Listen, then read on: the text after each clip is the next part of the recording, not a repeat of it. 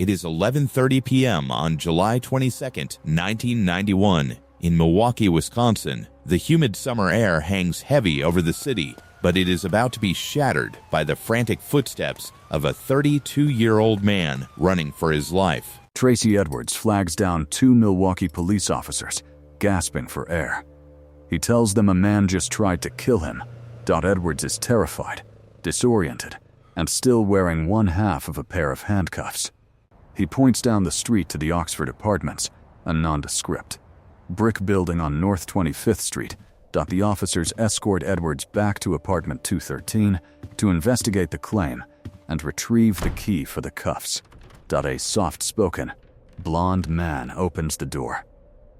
He is eerily calm, polite, and invites the officers inside, but the moment they cross the threshold, they are assaulted by a sensory detail that will haunt them for the rest of their lives.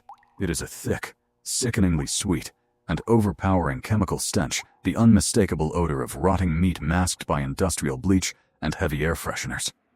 As one officer searches the bedroom for the handcuff key, he notices a bedside drawer filled with Polaroid photographs.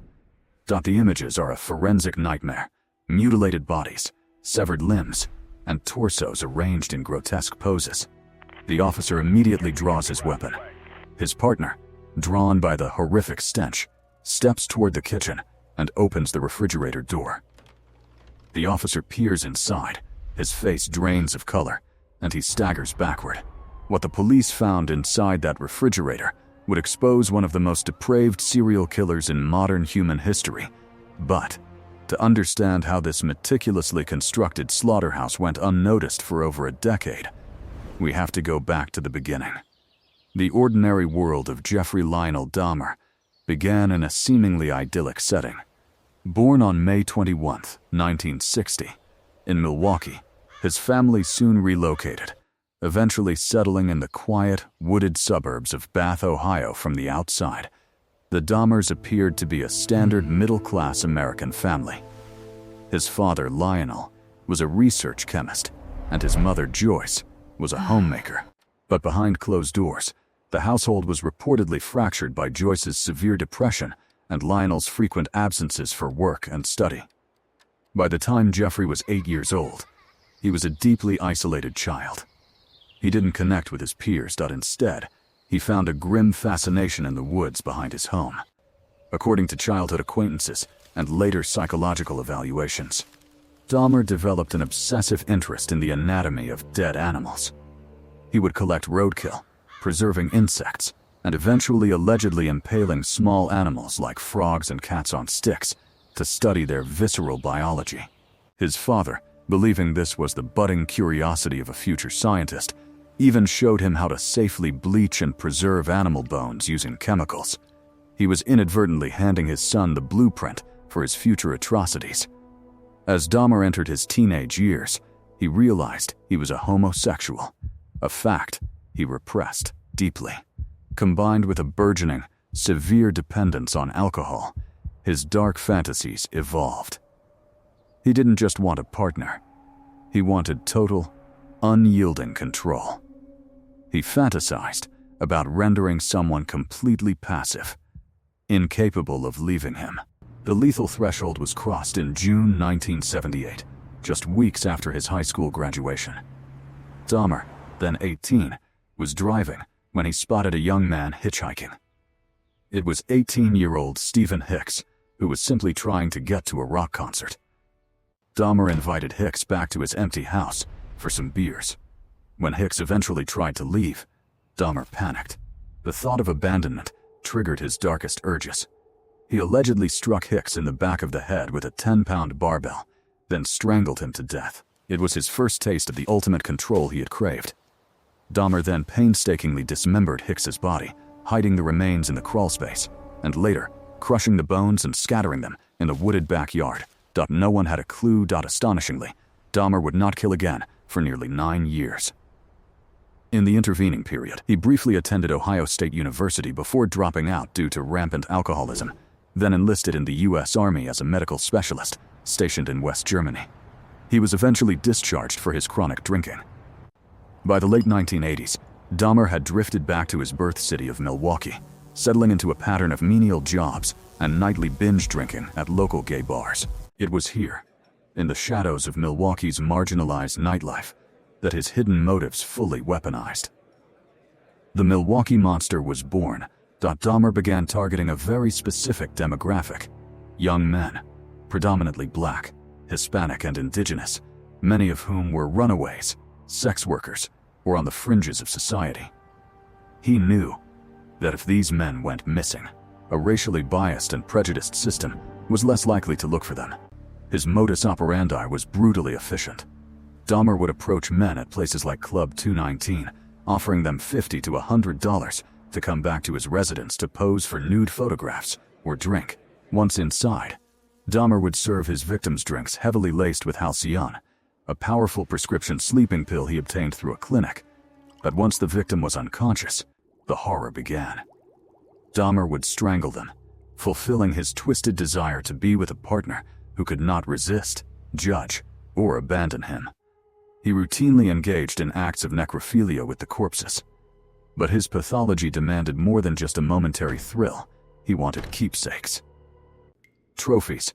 Dahmer began preserving the skulls, skeletons, and genitalia of his victims, stripping the flesh using potent chemicals and boiling the bones. By 1991, Dahmer's compulsion was out of control. He was allegedly killing as often as once a week.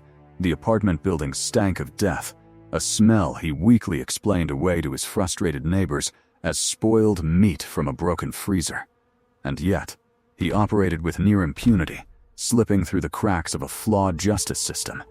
The most tragic, unforgivable example of this occurred in May of 1991. This was the escalation that sealed the fate of multiple young men. 14-year-old Konarak Sintha Symphone, a Laotian immigrant, had been lured to Dahmer's apartment. Inside, Dahmer drugged the teenager and drilled a hole into his skull, injecting it with hydrochloric acid in a demented attempt to create a living, compliant zombie. Miraculously, while Dahmer went out to buy alcohol, the boy regained partial consciousness. Naked, bleeding profusely from his head, and heavily drugged, Konarak stumbled out of the apartment and into the street. 3 local women spotted the terrified child and immediately called 911. Milwaukee police officers arrived on the scene. Dahmer returned and calmly approached the police. Despite the frantic pleas of the black women who found the boy, women who recognized the child was in immense danger, the officers deferred to Dahmer. The killer smoothly lied, claiming the boy was his 19-year-old adult lover and that this was merely a lover's quarrel. In an astonishing display of negligence, fueled by underlying racism and homophobia, the officers believed the white, well-mannered Dahmer over the concerned minority women. The police literally walked the bleeding, drugged 14-year-old boy back into the killer's apartment. They left him there. Unbeknownst to them, the rotting corpse of another victim, 31-year-old Anthony Hughes, was lying in the very next room. As soon as the police drove away, Dahmer murdered Konarak Sintha Symphone. After this near miss, Dahmer realized he was practically invisible to the law. His violence accelerated to a fever pitch. Which brings us back to the suffocating night of July 22nd, 1991. Tracy Edwards, lured to the apartment under the guise of watching a movie and drinking a beer, realized too late that he was trapped in a predator's lair. Dahmer had slapped a handcuff on Edwards' wrist and brandished a knife, forcing him into the bedroom where the killer was playing the movie The Exorcist 3 on repeat. Edwards was forced to sit and watch. He could smell the death in the room. He allegedly saw a blue 50-gallon plastic drum in the corner that emanated a noxious chemical odor. Realizing he was going to die if he didn't act, Edwards bided his time. He kept Dahmer calm, talking to him, playing along.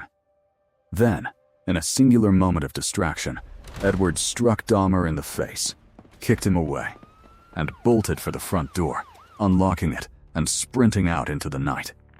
And now, the police are standing in apartment 213. The officer at the refrigerator calls for backup. Inside the fridge, are 3 severed human heads. In the freezer, multiple human hearts and pieces of muscle tissue, carefully wrapped in plastic. Jeffrey Dahmer is immediately thrown against the wall and arrested. He does not fight back. He simply murmurs, "For what I did, I should be dead."